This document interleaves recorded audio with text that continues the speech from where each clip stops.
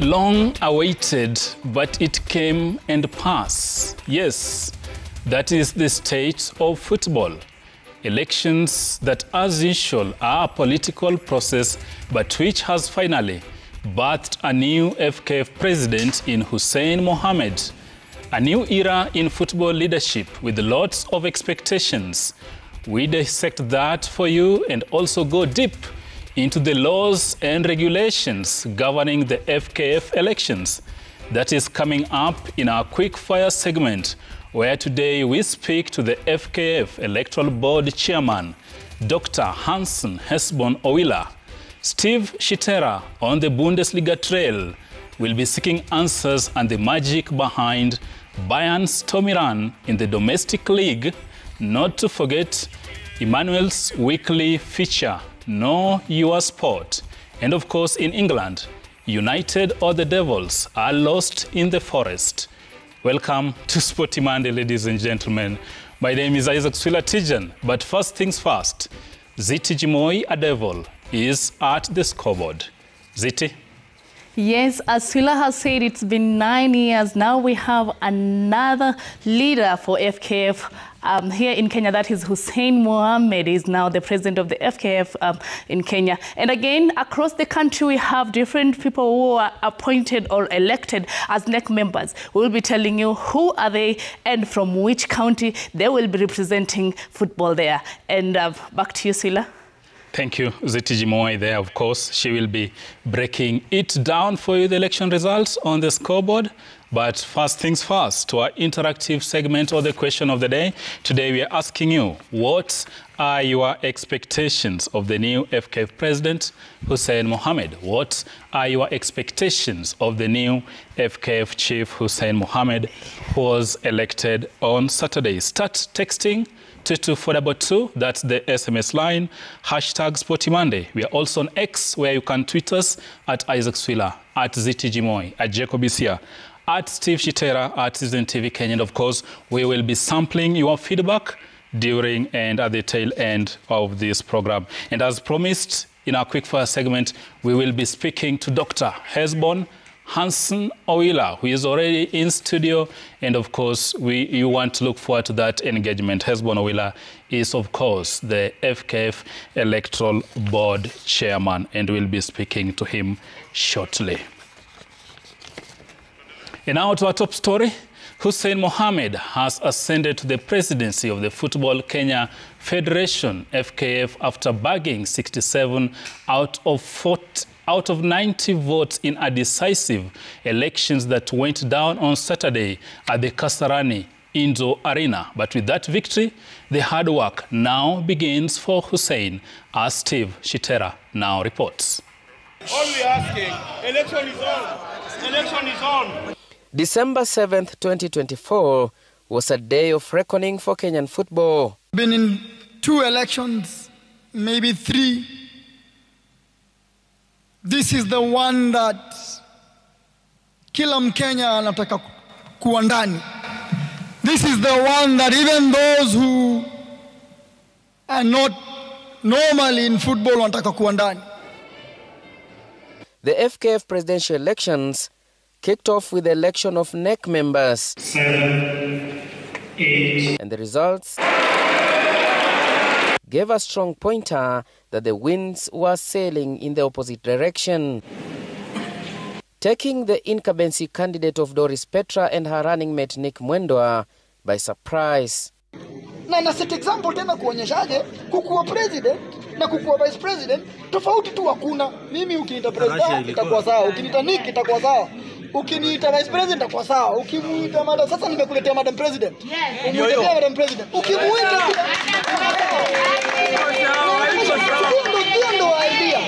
yeah, after 4 years, after 8 years, maybe she'd want to go to Nakuru and do some football ya wasichana.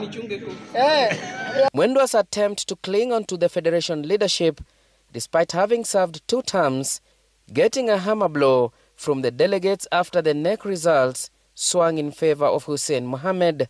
Hussein Mohammed. When this was settled, it was time for the presidential vote. 7. And in the first round of voting, Petra secured 31 votes, while Murang'a Vice Chair Hussein Mohammed took the lead with 43 votes. However, neither acquired the requisite 50% plus one majority, necessitating a second round. Petra and Barry Otieno bowed out of the race, paving the way for Hussein to seize the moment. With 67 out of 90 delegates backing him. Ladies and gentlemen, Mohammed emerged victorious, getting the nod to revive Kenyan football from the low levels it has sunk in the last 9 years. FIFA delegation and CAF delegation who are here, we'll give it a try another time. Thank you very much. Despite the rivalries and the fights and the tactics imeisha leo. We have to settle in very quickly. The new team has to take the bull by the horns. We have critical milestones that we must meet if we are to achieve the deadlines that have been set by CAF. There's one thing that is very important to us. It's about putting country first. In fact, it's gone further now.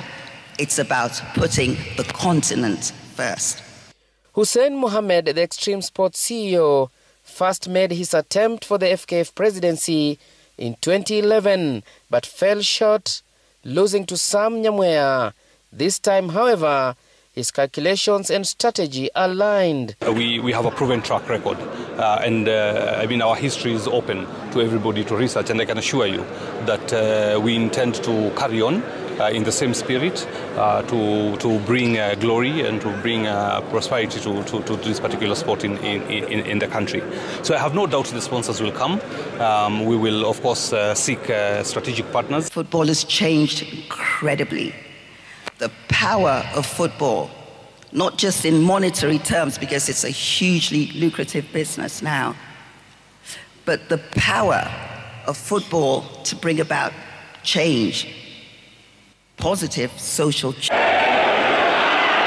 But the road ahead is far from smooth for the newly elected football chief.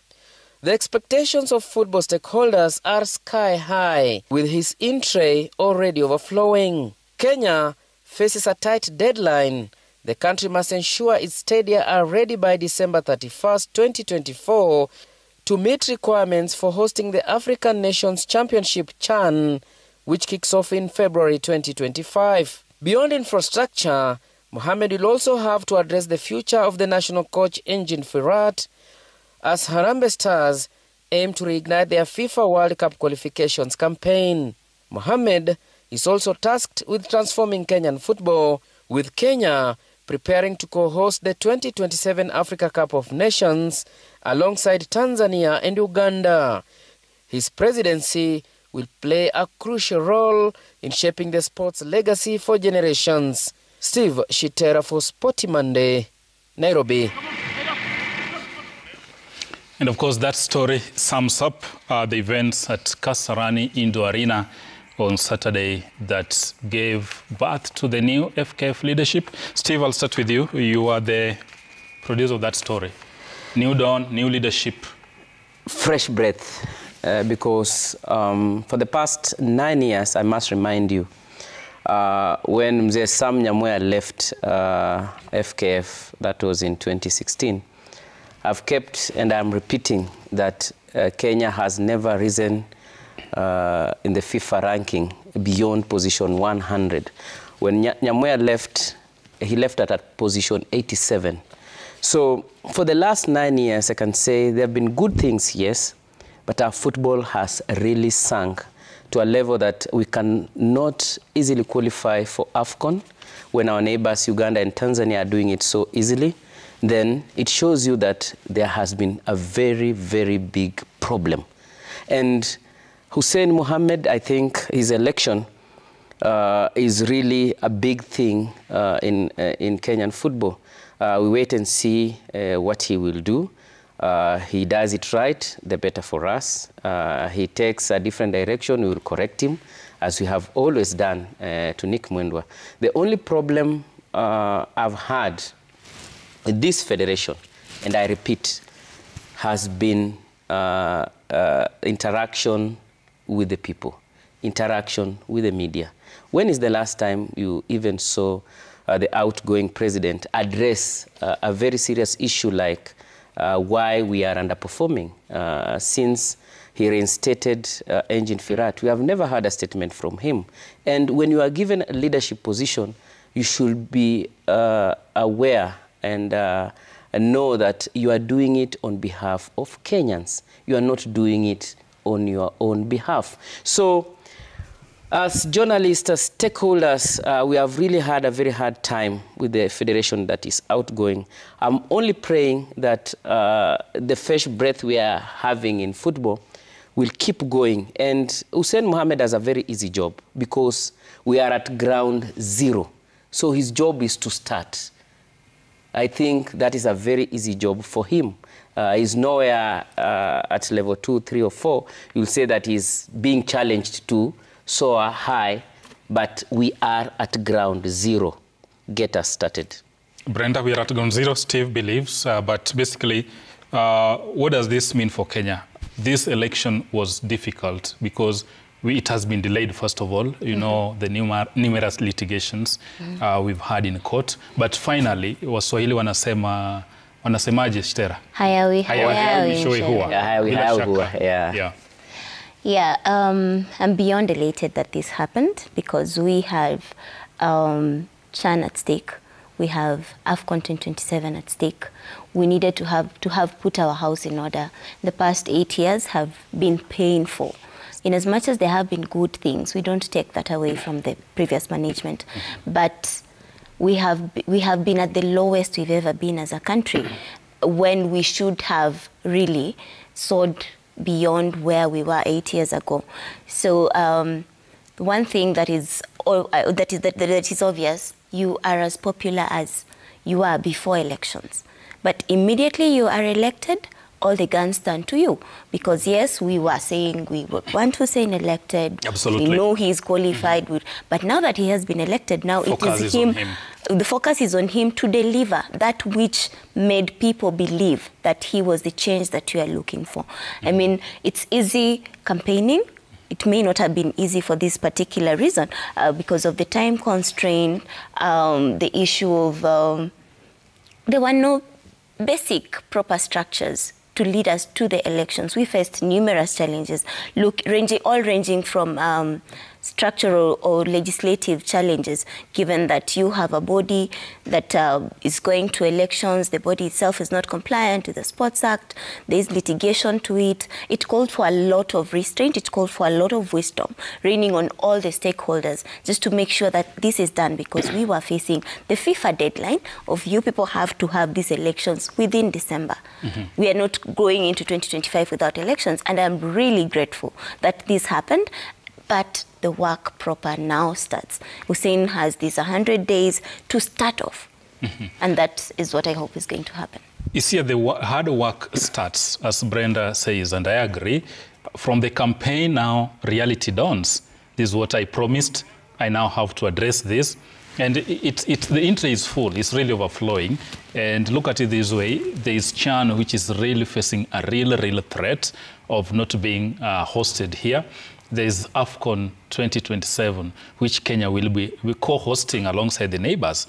And as the federation chief, basically, he should be the driving force behind this. He's actually the one to advise the government as the federation chief.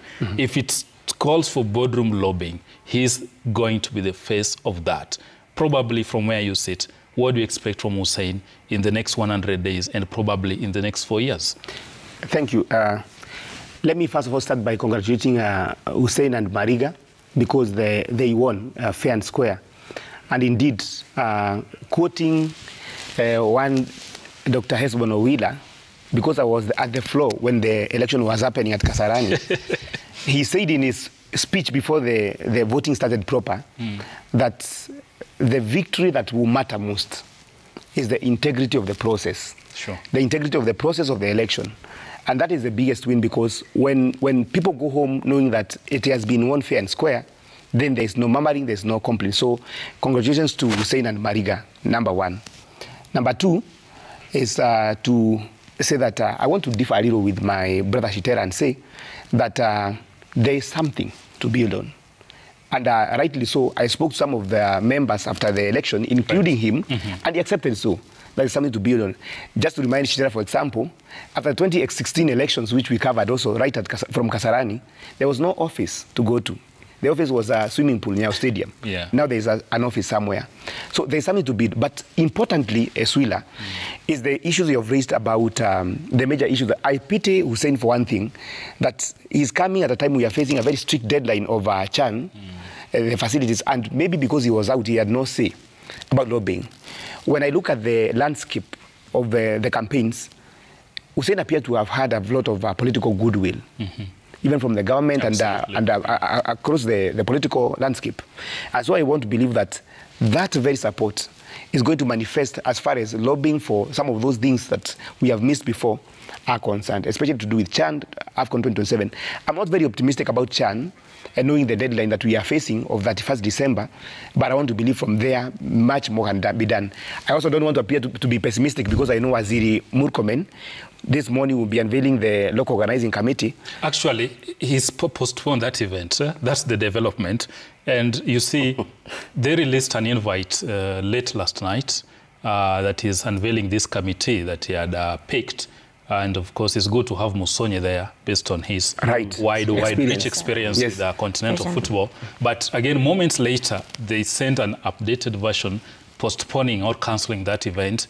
And this coming, actually, it does no good, because it comes when, of course, rumors have started flying out that Kenya is actually out of this Chan because of our dilly-dallying with the stadia, and probably Rwanda could come in. That's actually the rumors going out. So probably from where I sit, Waziri should have just proceeded. In fact, I wanted to correct Isia that the biggest football office are stadia.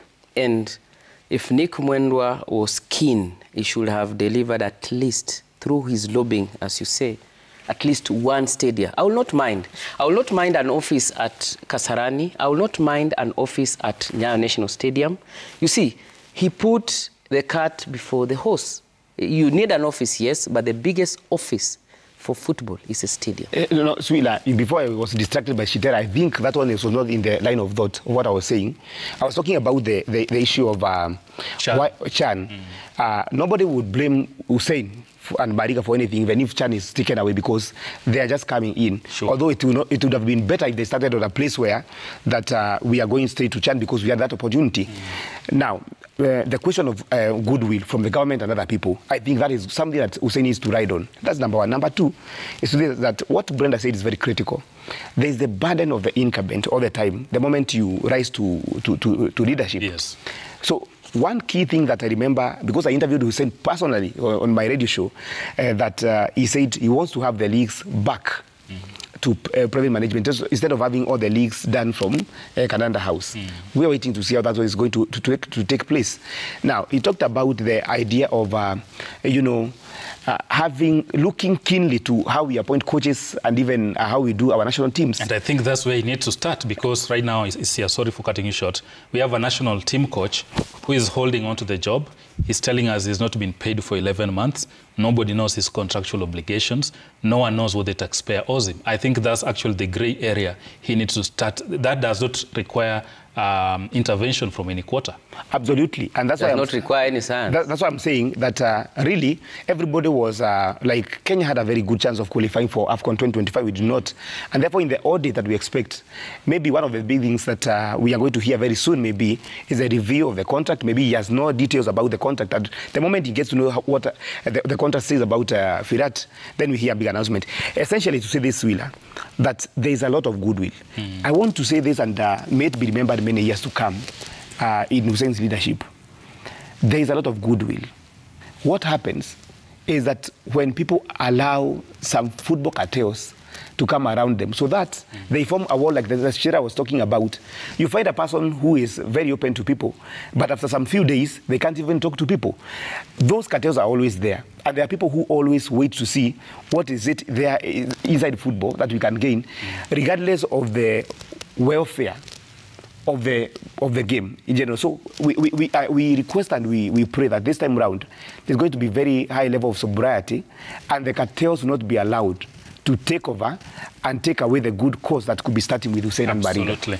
It's here talks of cartels must not take over football and leadership, and I hope Hussein Mohammed and his team will take note of that advice. The cartels must not run rings around him. And now let's cross over to the scoreboard, where Ziti Jimoi is ready to break down for us how that elections went. Ziti, before you go into the nitty-gritty, probably just 20 seconds, your thought on that election before you break it down for us. I was at Kasarani, and I watched everything that was happening, and I can say Hezbon with his team did a very good job. Smooth election, a secret ballot, so hapo hakungekuwa na any fracas. So the election was very nice, and again, congratulations to electoral board. So I'll be taking up to the FKF NEC members who have been elected across across the region. That is from Central Region. We have the chairman of Mrangasil, that is Robert Masharia. He will be representing the Central Region. Charles Njoka will be representing the Eastern Region. Peter Kamau Kaskaz he will be representing the Lower Rift Region. And then Mohammed Dabari, he will be representing the North Eastern Region. And then let's come to Daniel Shikanda, who is the chairman of FC Leopards, will be representing the Nairobi region. And then Collins Kale from Nyanza region, and then Caleb Amwai from Western region, Gabriel Mohendi from Coast region, and then Violet Kerubo is the only woman who was chosen to represent the women rep seat. So I'll tell you how the round one went of the presidential vote during the voting for the presidential seat. Of course, the first round ended with Barry getting 10 votes, Cleophas Shimanyula, of course, getting 4 votes, Doris Petra, 31 votes, Hussein Mohammed, 42 votes, and then Sami Kempes Owino, 2 votes, Tom Alila, of course, 1 vote, and then Samuel Ochola did not get anything. That was 0. And then the second round, of course, you can see Hussein became the winner with 67 votes. And then Barry Otieno and Doris Petra, of course, they dropped from the race. And that is how it went down at Kasarani. And it was an amazing event, and I was happy to be part of it. Sila, to you. Thank you, Ziti Jimoi there, of course. She was at the Kasarani Indoor Arena alongside Jacob Isia, and of course Kevin and many other crew from the RMS Sports Center to bring you that coverage. And based on that, today the question of the day, we are asking you, what are your expectations of the new FKF president? What are your expectations of the new FKF president? Talk to us. You can X us at Citizen TV Kenya, at Isaac Swila. You can also text us 22422. The SMS lines are open, and of course we'll be sampling some of them. As promised, this is now